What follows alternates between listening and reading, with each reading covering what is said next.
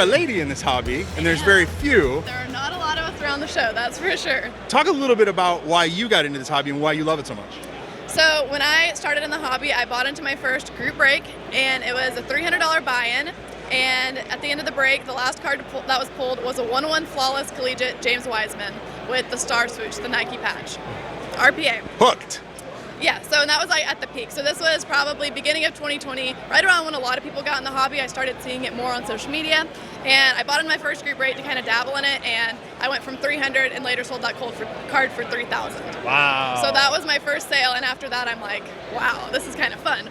So that's what got me hooked. So I know you do quite a bit of social media stuff. Talk a little bit about your love for that and kind of marrying those two hobbies together. Yeah, so I've always, kind of like social media and then the video aspect of it. And what I kind of do, it's unique in my social media, is I kind of like do interviews around the show for people. So I like hearing just different perspectives from people in the hobby and seeing, kind of what brings all these different collectors together. Oh, that's awesome.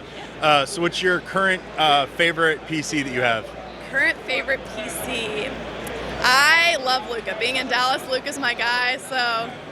That's Greg's. He's a big Luka guy, yeah. So. You have to be. In Dallas, he's the team. He is the Mavericks. So in our podcast, with the opening jokes that I don't know anything about basketball, and I learned a little bit, I know Luka plays for Dallas. Yeah. So I'm a hockey guy. Oh. Last question. What is advice or information or anything you could pass on to someone that is starting the hobby today? Starting the hobby today, I would say definitely collect what you love to begin with. You can see a lot of people and you get caught up in the numbers of trying to just make money in the hobby, and I think there's definitely a learning aspect to it where you buy what you love, kind of see the hobby, and then if you later want to move it into a career, you can do that. But just kind of enjoy it at first and kind of get hooked. Is kind of start it as a hobby and then later move into that if that's what you want to do. And then last thing, just kind of pitch where everybody can find your stuff and kind of who you are. Yeah, so all social media is YouTube, TikTok, Instagram, Shebreaks.